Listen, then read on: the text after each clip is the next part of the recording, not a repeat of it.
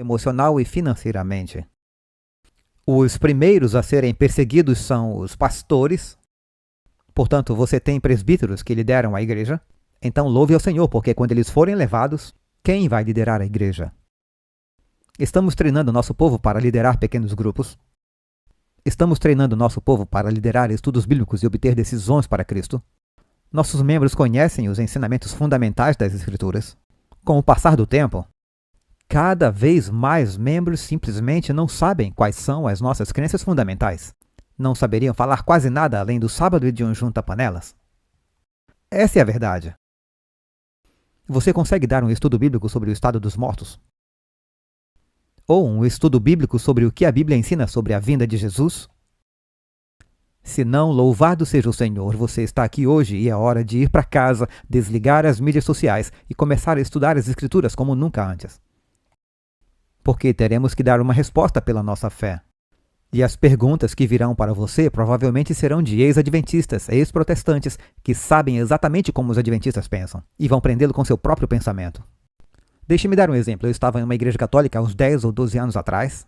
Eu entrei e havia um livro sobre tipo e antítipo na teologia católica. Eu não sabia que os católicos tinham tipo e antítipo na teologia católica. Eu li o primeiro capítulo e era de um ex-pastor luterano. Eu acho que agora se tornou um padre católico. E ele disse que Salomão é o filho de Davi. Vocês concordam comigo? Sim. Salomão era filho de Davi literalmente e biologicamente. E quando Salomão foi entronizado em seu trono em 2 Reis 2, eu acho, ele fez um trono para Batseba, sua mãe, para sentar-se à sua direita. Lembram disso? Isso é um tipo que aponta para o antítipo celestial, onde Jesus faz um trono para Maria ao lado de seu trono no céu. Ele usou o processo de tipo e antítipo para chegar à teologia católica. E é incrível que eles estejam usando esse tipo de abordagem. Mas a questão é que você precisa se preparar para dar uma resposta para sua fé e não confiar em um manual ou um livro com 28 fundamentos ou nos pregadores da sua igreja. Precisamos conhecer as Escrituras por nós mesmos. O meu marido sabe, a minha esposa sabe. Eu preciso saber no que acredito, por que acredito e como demonstro isso nas Escrituras. Portanto, eu quero incentivá-los a fazer disso uma prioridade na sua vida. Conheçam suas Bíblias. Conheça a sua Bíblia. Invista na obra do Evangelho enquanto tem liberdade para fazer. O nosso dólar está morrendo e daqui a algumas semanas eu estarei pregando na vila de Barron Springs. Eu vou falar sobre a morte do dólar. O que isso tem a ver com a liberdade religiosa? Acho que o título será Dinheiro, Dinheiro, Dinheiro, mas vamos ver como ficará no final da edição. Mas quando entrarmos nos CBDCs, quando o dólar morrer, faremos a transição para o dólar digital. Estaremos basicamente numa masmorra digital. Vai ser uma moeda programável. O governo vai poder dizer você não pode gastar com arma, munição ou grande conflito. Ok, estou usando isso apenas como simples exemplos. Os texanos estão insatisfeitos com os 2 últimos adventistas da lista. Haverá moedas programáveis, em que você não poderá gastar em nada que não seja o que o governo determinar, e o que ele determinar nem sempre é do seu interesse. Por exemplo, os vale-alimentação lançados há muitos anos não podiam ser gastos em vegetais orgânicos, mas só em biscoitos e Coca-Cola. Isso são os cupons de alimento. Você não tem interesse em comer Twinkies e Coca-Cola, mas é nisso que você pode gastar seus cupons, não em vegetais orgânicos. Portanto, invista na obra do Evangelho. Sabe o ministério do último dia que você mencionou de manhã, irmão? Se o Espírito Santo movê-lo, comece a apoiar o ministério dos últimos dias. Se o Espírito Santo mover você a apoiar a obra missionária na África Central, por favor, apoie o projeto do Chad na África Central. Torne-se um apoiador do Adventist Frontier Missions. Mas invista na obra do Evangelho enquanto você pode. E se você não puder fazer mais nada por meio da literatura, pois chegará um dia em que seremos banidos da mídia social, e a única forma de evangelizar será por meio da palavra impressa. Você pode distribuir literatura. O Google, o Facebook e a Apple não poderão fazer nada a respeito. Então invista em literatura e distribua. Construa relacionamentos de confiança entre seus irmãos. Ainda faltou uma coisa aqui. Na última pandemia, tivemos que escolher em quem confiar, não foi? Pergunte-se em quem eu confio. A quem pedir conselhos? Se eu tomar um medicamento que o governo não quer que eu tome, onde eu posso obtê-lo e confiar que não vão me entregar ao governo? Ou eu estou disposto a dar um determinado medicamento a outra pessoa, e eu não tenho certeza se é legal fazer isso, e confiar que eles não vão me entregar. Isso pode salvar a vida da pessoa, mas eu posso ter muitos problemas por isso. Vocês entendem o que eu estou falando? Então, em quem você confia? Então, se você olhar para essa congregação, todos se conhecem de vista, mas você sabe como vive cada um. Vocês sabem quais são as lutas pelas quais todos passam. Vocês sabem pelo que eles precisam de orações. E estamos orando uns pelos outros.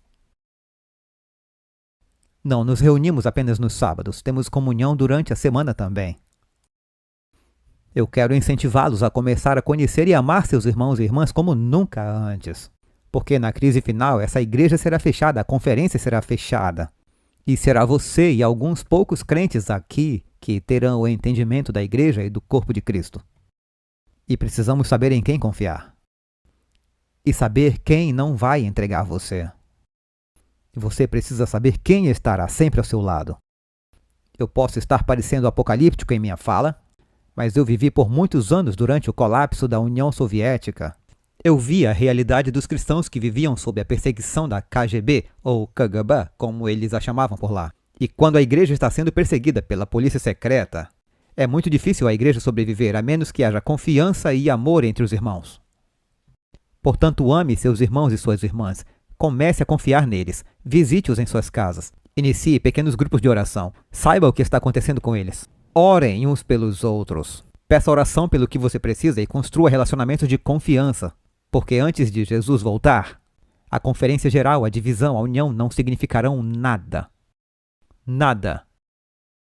Será só você e alguns crentes em Fort Worth.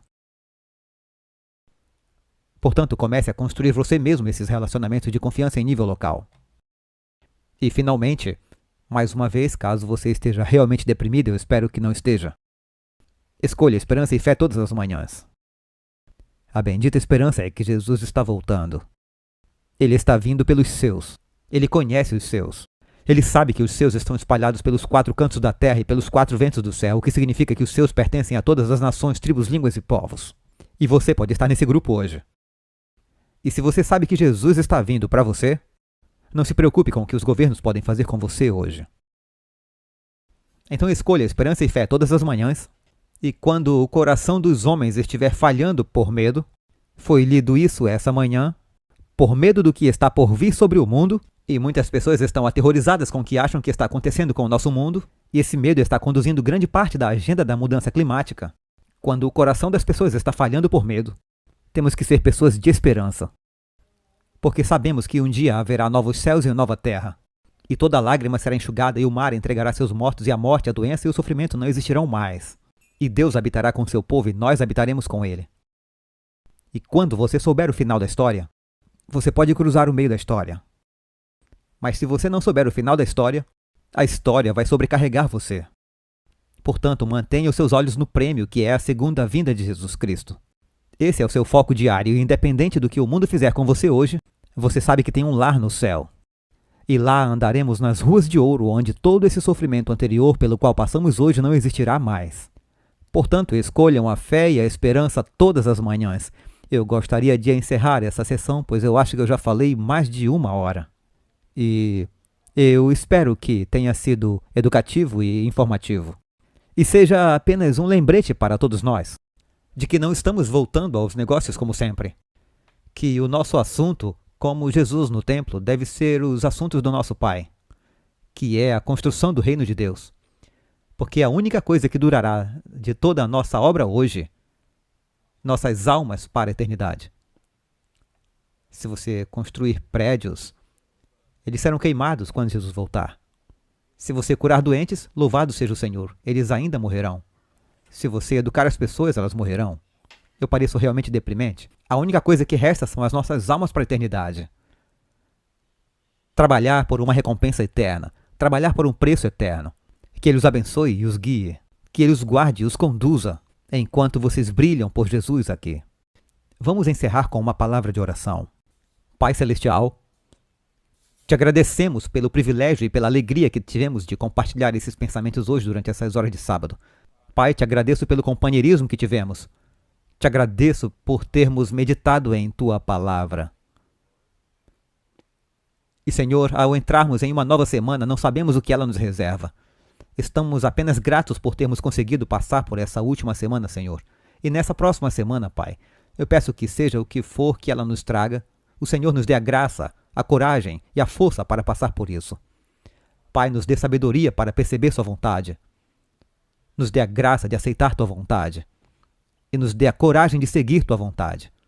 Essa é a nossa oração em nome de Jesus. Amém.